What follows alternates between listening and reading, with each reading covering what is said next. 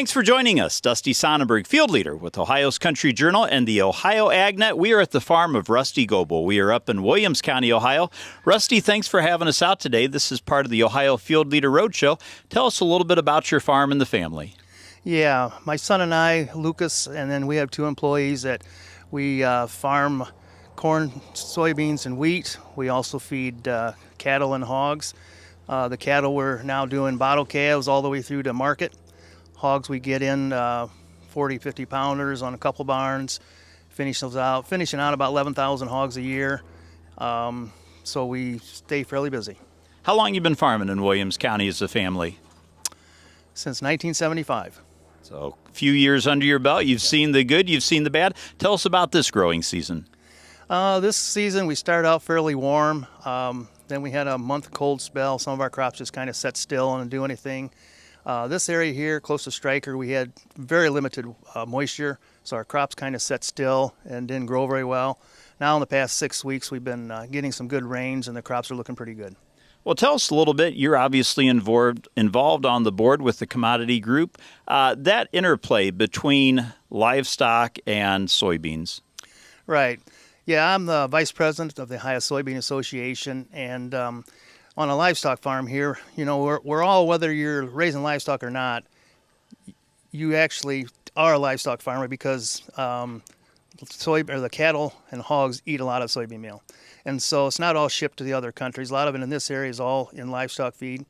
And so it keeps me involved because I have livestock, or we have livestock, knowing where our soybeans go. And we want to raise good quality soybeans for the livestock that people are eating for meat. And obviously with the association, that's a membership organization, and farmers joining that, very important for the work you do beyond the farm gate. Yeah, correct. I know everybody thinks they're members of the Soybean Association through their checkoff, which the checkoff does so many different things. I mean, they're with Barry McGraw down there at the lab. They are learning how to use soybeans in different ways, whether it's Roof Max or it's other things, where your membership takes for us sending us to D.C. to do things there, to talk to a lot of the people that maybe are not involved with farming anymore, or their roots are so far removed from farming, they really don't understand what we need as far as the farm program, or, you know, clean water and everything that farmers have been doing for 30 years anyways. But we're just trying to, the membership really, we need members to join to help us to tell our story. Some farmers can't get to D.C. Some of us can, and so it makes it so we can get there and tell our story to the legislature on what we really need out here. And you are in the Maumee River watershed, part of the H2 Ohio program in this part of the state. Tell us, has that changed maybe the way you guys operate? I guess my son and I don't believe we have changed too much because we've been doing those things for 20, 30 years. The way the prices of everything are on inputs, we've been squeezing down for a long, long time.